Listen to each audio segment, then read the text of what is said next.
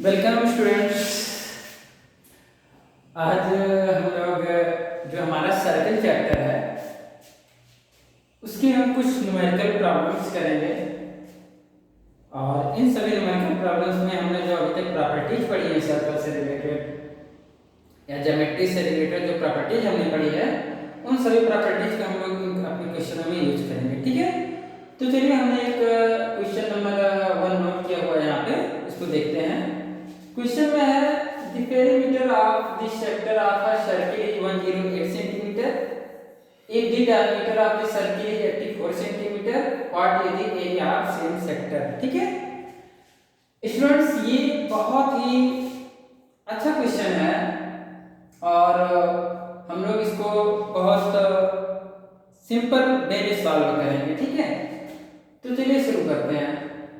जैसे कि हमारे पास यहाँ गिवन है एक टर्म पेरीमीटर और वो किसका, सेक्टर का। ठीक है, तो हम एक सेक्टर क्या होता है, किस शेप में होता है, सबसे पहले क्या बनाएंगे, एक सेक्टर बनाते हैं। ठीक है, मान लीजिए हमारे पास कोई ये सर्किल है। ठीक है, अगर जो इस सर्कल को हम लोग क्या करते हैं, रेडियस के अक्रॉस कट कर देते हैं। मान लीजिए हमने इतने पार्ट को क्या किया, कट कर दिया। ठीक है, ऐसे हमने एक पार्ट यहां से रेडियस के अराउंड काटा और एक इधर से काटा। ठीक है, हमें कुछ इस शेप में ये पोर्शन दिखेगा। ठीक है, इसी पोर्शन को क्या बोलते हैं, सेक्टर बोलते हैं। ये दो पोर्शन इसके बन रहे हैं, एक ये पोर्शन नंबर 1 बन रहा है और ये पोर्शन नंबर 2।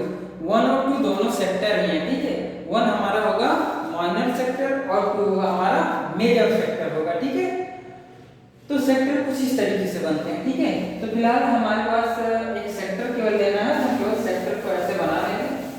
तो जैसा कि अभी हमने देखा कि हमारा सेक्टर कुछ इस शेप में आता है। ठीक है, ये क्या हो गया, हमारा एक सेक्टर हो गया। ठीक है, ये हमारी रेडियस हो गई।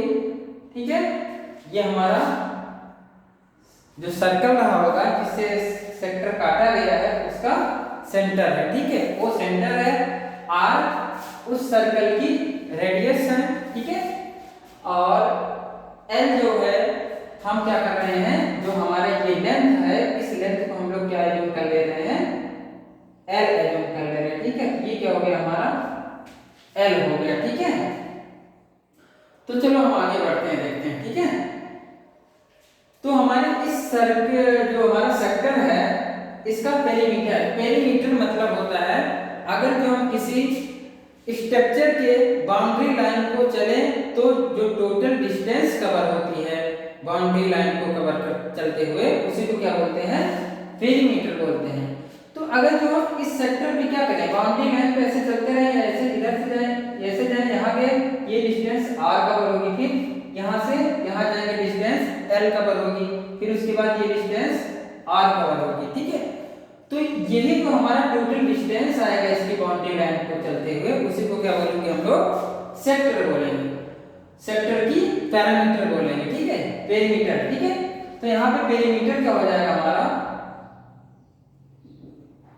पेरीमीटर इक्वल टू होगा, मान लीजिए हमारे पास ये लेंथ रेडियस है, रेडियस r प्लस ये लेंथ l है प्लस ये रेडियस r हो गया। ठीक है, तो पेरीमीटर हमारा आ गया, r ऐड हो जाएगा तो 2r प्लस l हो गया। ठीक है, लेकिन हमारे क्वेश्चन में ये पेरीमीटर किसके इक्वल दिया गया है, 108 सेंटीमीटर के। ठीक है, तो पेरीमीटर 108 हो गया, 108 इक्वल टू होता है, हो जाएगा 2r प्लस l हो जाएगा। ठीक है, और चलिए देखते हैं, ये हमारा diameter of the circle is 84 centimetre. ठीक है, तो ये हमारा डायमीटर 84 सेंटीमीटर है और हमें पता है डायमीटर क्या होता है, 2 इंटू रेडियस, मतलब जो 2r है 2r की वैल्यू हो जाएगी 84, क्योंकि 2r क्या होगा, सर्किल का डायमीटर होगा। ठीक है, तो हमारा आ जाएगा 108 इक्वल टू हो जाएगा 84 प्लस l हो गया। ठीक है, तो l इक्वल टू आ जाएगा हमारे पास 108 माइनस 84। ठीक है, तो ये आ गया 108 माइनस 84 करेंगे हम लोग तो हमारे पास आएगा 20 जो एल ये है, इस लेंथ आर्क जो है हमारा, इस आर्क लेंथ की वैल्यू क्या होगी 24 सेंटीमीटर आ गई, ठीक है, क्योंकि सभी लेंथ रेडियस हो गया पेरीमीटर सब सेंटीमीटर में दिए गए हैं, तो हमारे इस एल की वैल्यू भी किस में आएगी, सेंटीमीटर में भी आएगी, ठीक है। अब आगे बढ़ते हैं, what is the area of this sector, मतलब ये जो हमारा सेक्टर दिख रहा है इसका एरिया निकालना है, ठीक है। तो मान लीजिए ये एंगल क्या है, थीटा है, ठीक है। तो और ये भी हमें पता है एल इक्वल टू क्या होता है, आर थीटा, जो लेंथ एल होती है ये रेडियस और थीटा के मल्टीप्लाई के बराबर होती है, एल बराबर आर थीटा होता है, तो आर थीटा बराबर क्या हो गया 24 आ गया, ठीक है। चलिए अब आगे बढ़ते हैं, ये हमारे पास एक रिलेशन यहाँ पे आर थीटा बराबर 24 सेंटीमीटर मिल गया, ठीक है। आगे बढ़ते हैं तो हमारे पास क्या हो जाएगा, area of sector, area of sector is equal to हो जाएगा pi r square into theta upon 360 degree, ठीक है, ये 360 डिग्री हो गया। अच्छा एक चीज हम यहाँ पे डिस्कस करते हैं, हम 360 डिग्री को रेडियन के फॉर्म में 2 पाई लिख सकते हैं, क्यों, क्योंकि हमारे पास जो वैल्यू यहाँ पे गिवन है आर और थीटा की, इन सभी वैल्यू को हमें रेडियन के फॉर्म में पता है, तो हम लोग 360 डिग्री को क्या करेंगे, रेडियन के फॉर्म में कन्वर्ट कर लेंगे, और हम जानते हैं 360 डिग्री रेडियन के फॉर्म में होता है 2 पाई, ठीक है।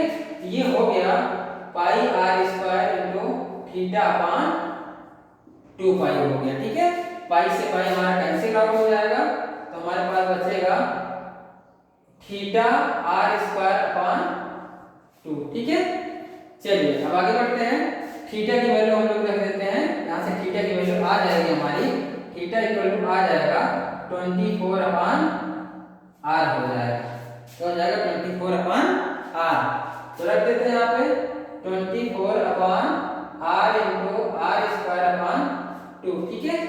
तो ये हो जाएगा हमारा, एक आर से एक आर कट जाएगा, तो आ जाएगा 12 आर आ गया, ठीक है।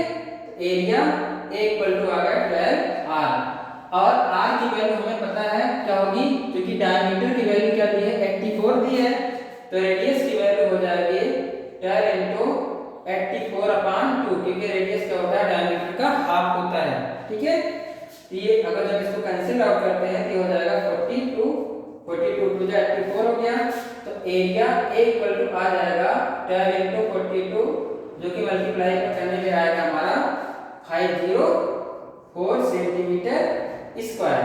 तो यही फाइनली हमारा आंसर हो गया कि एरिया ऑफ सेक्टर, इस सेक्टर का एरिया ए इक्वल टू कितना आ गया 504 सेंटीमीटर स्क्वायर, 504 सेंटीमीटर स्क्वायर हमारा एरिया हो गया सेक्टर का, ठीक है।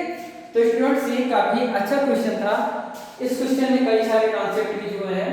पहला तो एक सेक्टर का पेरीमीटर क्या होता है, दूसरा कॉन्सेप्ट यूज हुआ है किसी सेक्टर की आर्क लेंथ क्या होती है, एल बराबर आर थीटा होता है। तीसरा कॉन्सेप्ट यूज हुआ एरिया ऑफ सेक्टर कैसे निकालते हैं, तो सेक्टर का area pi r square into theta upon 360 degree. अगर ये कंप्लीट सर्किल होता तो उसका एरिया हो जाता पाई आर स्क्वायर हो जाता, लेकिन अगर जो कंप्लीट सर्किल नहीं होता है तो उसका एरिया कैसे निकालते हैं हम लोग, जो एंगल बनता है सेक्टर में उस एंगल को 360 डिग्री से डिवाइड कर देते हैं इनटू जो आपका सर्किल का एरिया होता है उससे मल्टीप्लाई कर देते हैं। तो स्टूडेंट्स ये हमारा रहा इस क्वेश्चन को लगाने का तरीका। ये इस क्वेश्चन से बहुत सारे फार्मूले रिमाइंड हुए हैं और बहुत सारे फार्मूले इसको सॉल्व करने में लगे हैं। ये एक अच्छा क्वेश्चन था, ये कॉम्पिटिटिव एग्जाम में इसके आने के चांस बहुत ज्यादा है क्योंकि इसमें बहुत सारे कॉन्सेप्ट यूज हुए हैं। किसी न किसी कॉन्सेप्ट पे कभी क्वेश्चन आसानी से पूछे जाते हैं एग्जाम में, और क्वेश्चन आसान नहीं होता लेकिन कॉन्सेप्ट अगर जो पता है तो इजीली सॉल्व हो जाता है, अदरवाइज प्रॉब्लम हो जाती है। ठीक है, तो ये रहा स्टूडेंट्स। चलिए हम लोग अगला प्रॉब्लम देखेंगे। ओके, चलिए स्टूडेंट्स हम लोग अगले क्वेश्चन को नोट करते हैं। ये भी बहुत अच्छा ही क्वेश्चन है। ठीक है, चलिए देखते हैं इसको हम लोग। क्वेश्चन है, if two circles of radius r, if two circles of radius small r intersect each other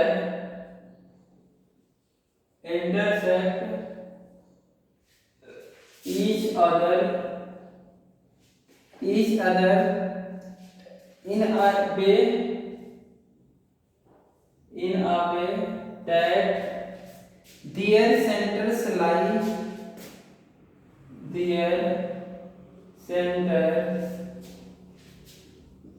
lie on the circumference of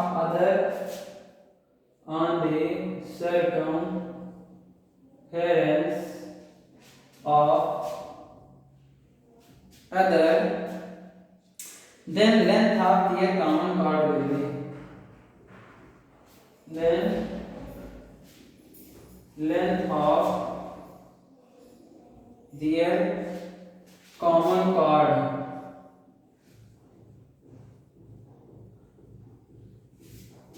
will be, ये हमें क्वेश्चन मार्क के फॉर्म में है, ठीक है।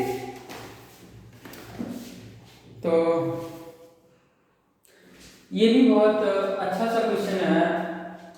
सबसे पहले हम क्या करेंगे, इस क्वेश्चन के लिए हम लाइन बाय लाइन इसको समझेंगे। उसके बाद क्या करेंगे, उनके बेसिस पे डायग्राम पूरा करेंगे, फिर डेटा हमें क्या क्या दिए हैं उनको नोट डाउन करेंगे, फिर उसके बाद अपने फाइनल सॉल्यूशन पे आएंगे, ठीक है। तो चलिए शुरू करते हैं। पहले दिया गया है कि 2 सर्कल्स ऑफ रेडियस r, यानी कि हमें क्या करते हैं, 2 सर्कल्स बनाने हैं और दोनों सर्कल की रेडियस क्या होगी, r होगी, स्मॉल r, ठीक है। अगर ये दोनों सर्कल की रेडियस स्मॉल r है, इसका मतलब दोनों सर्कल्स क्या होंगे, कॉन्ग्रुएंट होंगे, यानी कि दोनों सर्कल सेम एक ही जैसे दिखने चाहिए, ठीक है। तो चलिए शुरू करते हैं। हम 2 सर्कल बनाएंगे और कैसे होने चाहिए, intersect each other in a way that their centre lie on the circumference of other.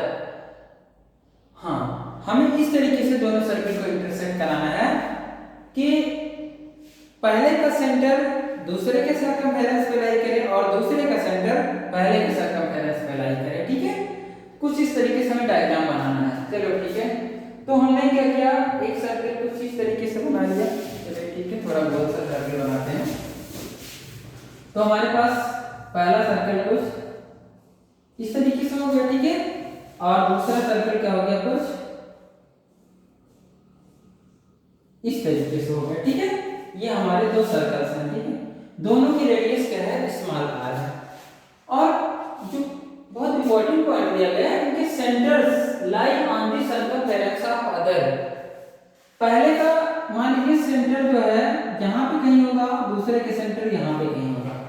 हमें इन दोनों सेंटर्स को एक दूसरे के सर्कमफेरेंस पे ही लेना है, ठीक है। तो मान लीजिए इसके सेंटर का नाम O1 रख देते हैं, इसके सेंटर का नाम O2 रख देते हैं, ठीक है। तो हमें कॉमन कॉर्ड की वैल्यू बताना है, लेंथ बताना है। तो कॉमन कॉर्ड कुछ इस तरीके से होगी, जो यहाँ से कॉर्ड जाएगी उसे हम लोग बोलेंगे कॉमन कॉर्ड। मान लीजिए इसकी वैल्यू क्या है, AB है। कॉमन कॉर्ड की लेंथ हमने क्या रख दिया है, AB, ठीक है। और चलो लगाते हैं हम लोग इसको, ठीक है। हमें इसी कॉमन कॉर्ड की लेंथ को बताना भी है, ठीक है। तो कुछ पहले इसमें एजम्पशंस हम लोग कर लेते हैं, ठीक है। देखो, ये इन दोनों सेंटर्स के बीच की डिस्टेंस क्या होने वाली है। अगर तो हम क्या करें, इन दोनों सेंटर्स को एक दूसरे से मैच करा दें, ठीक है। तो देखिए, तो ये पहले सर्कल के सेंटर से पहले सर्कल के सर्कमफेरेंस तक की डिस्टेंस है, तो किसके बराबर होगी, रेडियस r के बराबर होगी। यानी कि ये कितना हो गया, तो टोटल हमारी लेंथ यहाँ से यहाँ तक कितनी हो गई, r हो गई। यानी कि हमारी जो O1 O2 वैल्यू है वो स्मॉल r के इक्वल होगी, ठीक है। चलो आगे बढ़ते हैं। मान लीजिए एक दूसरे को कट कर रही है किसी वैल्यू m पे, किसी m पॉइंट पे कट कर रही है एक दूसरे को, ठीक है। यही पॉइंट क्या है, m है, ठीक है। तो ये कितना हो जाएगा, r/2 होगा, ये भी क्या होगा, r/2 2 होगा। क्यों r/2 होगा? क्योंकि जो स्ट्रक्चर हमारा है वो सिमेट्रिक है, सिमेट्रिक स्ट्रक्चर है, क्योंकि सर्कल हमारे सेम है, जैसा सर्कल इधर है वैसा सर्कल ही उधर भी है। तो जितनी लेंथ इस कॉर्ड के इधर होगी उतनी ही लेंथ इस कॉर्ड के दूसरी साइड में भी होगी, ठीक है। तो टोटल लेंथ तो हमारी क्या है, यहाँ से यहाँ तक की लेंथ कितनी है, स्मॉल r है, तो r/2 लेंथ इधर होगी और r/2 लेंथ क्या होगी, दूसरी साइड में होगी, ठीक है। तो ये हो गया। अब चलिए आगे बढ़ते हैं हम लोग। अब क्या करेंगे हम लोग, a से O1 को क्या करेंगे हम लोग, मिला देंगे। a से O1 को क्या किया हमने, मिला दिया। और AO1 भी क्या है, स्मॉल r है, रेडियस क्या है, r है, ठीक है। समझ में आया कि नहीं? और स्टूडेंट्स हम लोग ये भी जानते हैं कि किसी सर्कल के सेंटर से कार्ड पे अगर जो परपेंडिकुलर ड्रा करते हैं हमारे क्या होगा, O1 O2 क्या होगा, इस कार्ड के क्या होगा, परपेंडिकुलर होगा, ठीक है। अगर ये परपेंडिकुलर होगा क्या करेगा, AB को दो इक्वल पार्ट में डिवाइड करेगा, ठीक है। तो मान लो अगर जो x पार्ट इधर है, x पार्ट इधर भी होगा, ठीक है। यानी कि हमारे पास डेटा क्या है, O1 O2 बराबर स्मॉल r हो गया, AM की वैल्यू क्या हो गई, x हो गई, और AO1 की वैल्यू क्या हो गई हमारे पास, स्मॉल r आ गई, ठीक है। तो स्टूडेंट्स अब हमें क्या करना है, इस ट्रायंगल को फोकस करना है। AO1M लिखते हैं हम लोग, in triangle AO1M, AO1M triangle AO1M में हमारे पास ये एंगल 90 डिग्री है, ठीक है। तो आपका क्या हो जाएगा, AO1 स्क्वायर इक्वल टू हो जाएगा O1M square plus AM square, ये हो गया AM square plus O1M square equal to AO1 square हो गया, ठीक है। तो हाँ चलिए वैल्यू को हम रख देते हैं। AO1 की वैल्यू है स्मॉल r, स्मॉल r का स्क्वायर हो गया, ठीक है। O1M हमारे पास O1M है, O1M की वैल्यू क्या है, r/2 है, तो ये r/2 का होल स्क्वायर हो गया, ठीक है। अब AM को हमने स्मॉल x से गुणा किया है, क्या हो गया, x का स्क्वायर हो गया, ठीक है। तो चलिए सिंपलीफाई करते हैं, तो r स्क्वायर इक्वल टू हो जाएगा r²/4 प्लस x का स्क्वायर, ठीक है कि नहीं। x स्क्वायर बराबर क्या होगा, r² माइनस r² अपॉन 4 हो गया। तो क्या आ गया अपना, x स्क्वायर बराबर आ गया 4r² माइनस r² अपॉन 4, ये हमारा एलसीएम 4 हो गया, ठीक है। x स्क्वायर की वैल्यू क्या आ गई हमारी, 3r² अपॉन 4 आ गई, ठीक है। तो x की वैल्यू क्या हो जाएगी, square root of 3r² upon 4 हो गई, ठीक है। तो x की वैल्यू क्या आ गई, √3r अपॉन 2, ठीक है। 4 का रूट 2 हो गया, r² का रूट स्मॉल r हो गया, ठीक है। ये तो हो गई हमारी x की वैल्यू, ये जो AM है उसकी वैल्यू हो गई, ठीक है। चलिए आगे बढ़ते हैं, क्योंकि हमें तो फाइनली निकालना क्या है, कॉमन कार्ड यानी AB की वैल्यू निकालना है, ठीक है। तो length of chord AB equal to क्या होगा, AB की वैल्यू क्या होगी, x इधर है और x इस साइड में, तो टोटल क्या होगी 2x हो गई, ठीक है। 2x का मतलब क्या हो गया, 2 into x की वैल्यू रख देते हैं, √3r अपॉन 2 से 2 कैंसिल आउट हो गया डिनोमिनेटर में, तो AB की वैल्यू क्या आ गई हमारे √3r, और ये यूनिट्स हाँ √3r यूनिट, क्योंकि इसकी कुछ यूनिट स्पेसिफाई नहीं की गई, हम लोग ऐसे इसको यूनिट के फॉर्म में देख देंगे, ठीक है। तो ये हमारे कॉमन कार्ड AB की लेंथ हो गई, ठीक है। तो ये भी अच्छा क्वेश्चन था स्टूडेंट्स, इसमें भी हमने कई सारे कॉन्सेप्ट को यूज किए जो कि हमारे कार्ड से सर्कल से रिलेटेड होते हैं, और भी कई सारे कॉन्सेप्ट यूज हुए इसमें, ठीक है। चलिए इसके बाद हम लोग नेक्स्ट प्रॉब्लम को देखेंगे, ओके।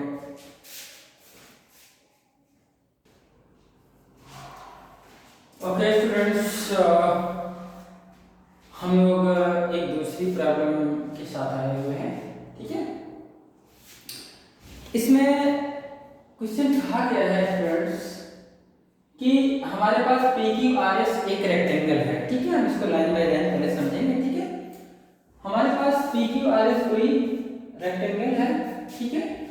चलिए हम लोग एक रेक्टेंगल बना लेते हैं पी क्यू आर एस, ठीक है। ये क्या हो गया हमारे पास कोई P Q R and S एक रेक्टेंगल हो गया, ठीक है। पी क्यू आर एस एक रेक्टेंगल हो गया, ठीक है।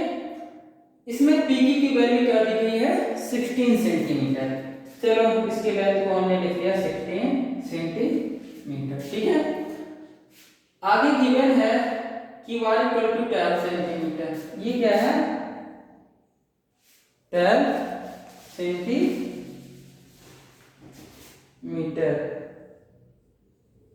हो गया, ठीक है। अब आगे गिवन है if ABCD is a rhombus found by one of the mid points of the rectangle PQRS. मतलब हमें करना क्या है कि हमें जो रेक्टेंगल है पीक्यूआरएस उसके मिड पॉइंट्स सिलेक्ट करने हैं, ठीक है। चलो हमने पीक्यूआरएस रेक्टेंगल के हर एक साइड के मिड पॉइंट, इसका मिड पॉइंट ये हो गया और इसका मिड पॉइंट ये हो गया, इसका मिड पॉइंट कुछ ये हो गया, ठीक है। रेक्टेंगल पीक्यूआरएस के मिड पॉइंट से हमें क्या करना है, एक रोम्बस क्रिएट करना है एबीसीडी, ठीक है। यानी कि हमें कुछ ये टोटली हमारा 16 सेंटीमीटर है, 16 सेंटीमीटर टोटल यहाँ से यहाँ तक, ठीक है। और ये हमारा है यहाँ से यहाँ तक 12 सेंटीमीटर, ठीक है, ठीक है। अब पीक्यूआरएस से जो हमें एक रोम्बस क्रिएट करना है कुछ इस तरीके से होगा। इसका नाम ए होगा, इसका नाम बी होगा, इसका नाम सी होगा, इसका नाम डी होगा, ए बी सी डी हो गया, ठीक है। अब ए से बी को मिला देते हैं तो ए बी क्रिएट हो जाएगा, बी से सी को मिला देते हैं तो बी सी क्रिएट हो गया, ठीक है। सी से डी को मिला देते हैं तो सी डी बन गया और डी से ए से मिला देते हैं तो क्या हो गया ए बी। ये हमारा एक रोम्बस बन गया, ठीक है। और आगे कहा गया है what is the radius of circle inscribed in rhombus ABCD. मतलब रोम्बस एबीसीडी के अंदर में एक सर्कल बनेगा, उसी सर्कल की हमें क्या बताना है, रेडियस बताना है, ठीक है। तो चलिए एक सर्कल बना लेते हैं इसके अंदर में।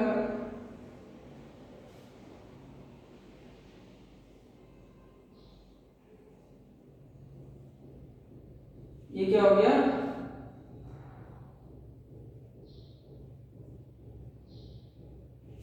एक सर्कल हो गया, ठीक है। इसी की हमें रेडियस बताना है, ठीक है। चलो सबसे पहले हम क्या करते हैं, मान लो इस सर्कल का सेंटर ओ हो गया, ठीक है। हमें ये जो सर्कल है इसकी रेडियस हमने मान लो स्मॉल आर है, ठीक है। उसी को हमें क्या करना है, निकालना है। मान लो ये क्या होगा, हमारा एक सर्कल का रेडियस होगा, ठीक है, स्मॉल आर। हमें इसी को फाइंड आउट करना है, ठीक है। तो स्टूडेंट्स हमें सबसे पहले ये सोचना होगा इस क्वेश्चन को करने के पहले कि हमें जो साइड्स दी गई है रेक्टेंगल की उन सभी साइड्स से हम क्या करेंगे, रोम्बस के कुछ पैरामीटर को निकालेंगे। जो हमारा रोम्बस एबीसीडी है, रेक्टेंगल की सहायता से रोम्बस के पैरामीटर यानी कि उसकी साइड्स को फाइंड आउट करने की कोशिश करें। फिर हम क्या करें, जो रोम्बस के पैरामीटर्स आए उन पैरामीटर्स को रेडियस से रिलेट करें, ठीक है। तो हमारा क्या हो जाएगा, रेडियस आसानी से आ जाएगा, ठीक है। तो चलो देखते हैं, जैसा कि हमें डायग्राम से दिख रहा है कि अगर जो क्या करें, इन रोम्बस के डायगोनल्स को मिलाते हैं, ठीक है। ये हमारे क्या हो गए, रोम्बस के डायगोनल ए बी और सी डी हो गए, ठीक है।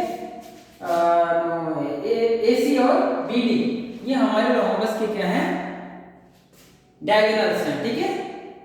और हमें ये भी पता है कि किसी भी रोम्बस के डायगोनल एक दूसरे को कहाँ कट करते हैं, 90 डिग्री पे कट करते हैं। यानी कि ये जो एंगल होगा हमारा ये एंगल होगा 90 डिग्री का, ठीक है कि नहीं?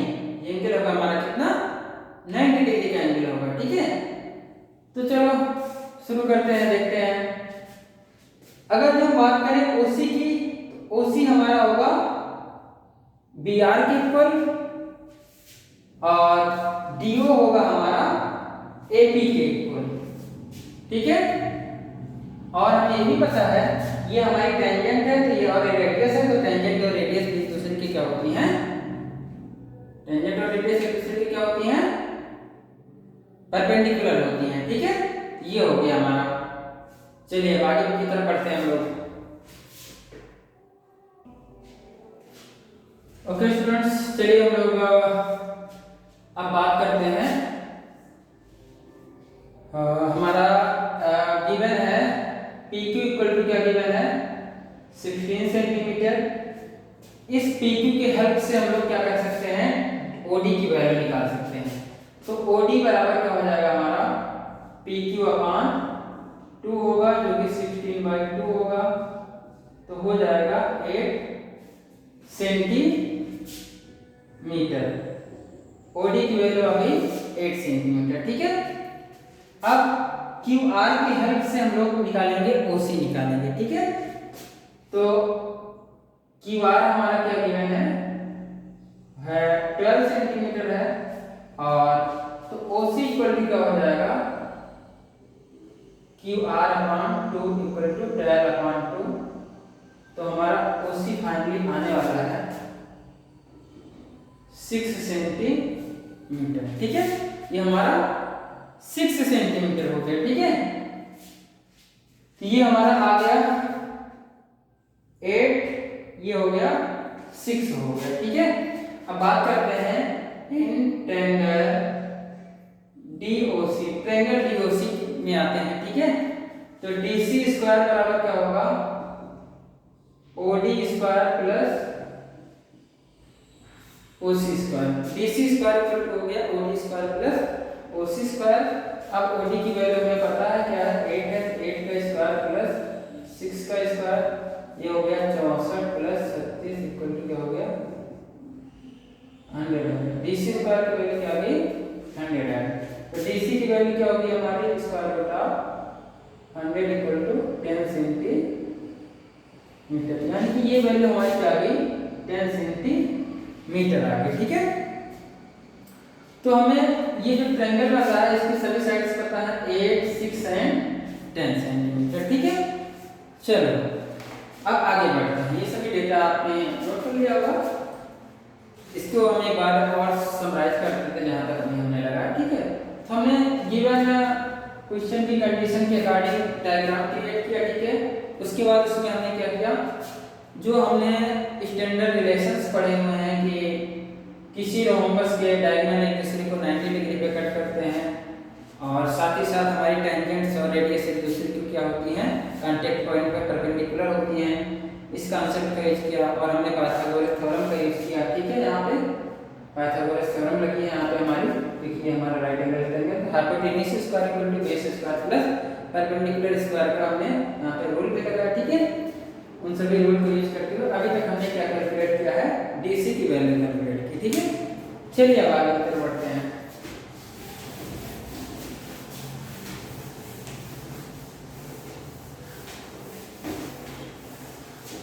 तो चलिए अब आगे बढ़ते हैं स्टूडेंट। अब हम आते हैं स्टूडेंट, देखिए ये सभी क्वेश्चन क्या होते हैं, इस हिसाब से जब आपकी प्रैक्टिस होती है बिफोर एग्जामिनेशन, जब आप प्रैक्टिस करते रहते हैं तो आप देखते हैं कि बहुत सारे क्वेश्चन इस टाइप के आते रहते हैं। तो प्रैक्टिस जब तक आपकी हुई रहेगी उसी हिसाब से क्या होगा क्वेश्चन आप सॉल्व कर पाएंगे, ठीक है। तो ये क्वेश्चन हम कैसे कराएंगे, अगर हम ट्रायंगल ODC को देखें, ट्रायंगल ODC, तो ट्रायंगल ODC का एरिया हम दो तरीके से निकाल सकते हैं। एक तो हम निकाल सकते हैं 1/2 बेस इनटू हाइट से, दूसरा तरीका क्या है 1/2 बेस इसको कितना मान ले तो हाइट क्या होगी हमारी रेडियस काम करेगी हाइट का, ठीक है। ये बेस तो ये हाइट, ये बेस तो ये हाइट, दोनों मेथड्स एक्चुअल में हमारे ट्रायंगल के एरिया को ही देने वाले हैं, ठीक है। तो दोनों मेथड से हम लोग ट्रायंगल का एरिया निकालेंगे तो हमारे एरिया फाइनली इक्वल ही आने वाले हैं, ठीक है। अब आते हैं, देखते हैं an triangle DOC, triangle DOC की बात करते हैं, ठीक है। तो area of DOC, area of DOC कैसे निकाल सकते हैं? एक बार तो हम लोग क्या करेंगे, 1/2 base into height, base OD को एज्यूम करेंगे, हाइट OC को एज्यूम करेंगे, ठीक है। यही एरिया होगा हमारे जब बेस DC को एज्यूम करेंगे, तो बेस DC हो गया, और हाइट उस समय हमारे रेडियस R काम करेगी, ठीक है। हाइट का रेडियस R हमारे हाइट का काम करेगी, ठीक है। तो चलो वैल्यू रख देते हैं, 1/2 कैंसिल हो जाएगा, तुम्हारा क्या आ जाएगा, OD इंटू OC बराबर हो जाएगा DC इंटू R, ठीक है। वैल्यू रखते हैं, चलो OD की वैल्यू क्या है हमारी 8 है, OC की वैल्यू 6 है, और DC की वैल्यू हमारी 10 है, और रेडियस R भी निकालना ही है, ठीक है। तो R बराबर क्या हो गया, 8 6 जा 48, और ये 10, 48 डिवाइडेड बाय 10, तो R की वैल्यू क्या आ गई 4.8, और ये क्या होगा सेंटीमीटर। तो रेडियस R की वैल्यू हमारी क्या होगी 4.8 सेंटीमीटर। ये हमारा फाइनली जो रोम्बस के अंदर में हमारा सर्किल बना था उसकी फाइनल रेडियस की वैल्यू आ गई, ठीक है। तो ये हमारा क्या हो गया आंसर हो गया, ठीक है। तो स्टूडेंट्स ये बहुत ही अच्छा क्वेश्चन था। इस क्वेश्चन में भी बहुत सारे कॉन्सेप्ट कुछ होंगे आपस में, ठीक है। तो ये क्वेश्चन प्रैक्टिस करने वाला क्वेश्चन है, एग्जाम में आने के ऐसे क्वेश्चन या सेम यही क्वेश्चन आ सकता है, इससे रिलेटेड क्वेश्चन एग्जाम में बहुत ज़्यादा आने के चांसेस होते हैं, ठीक है। ओके,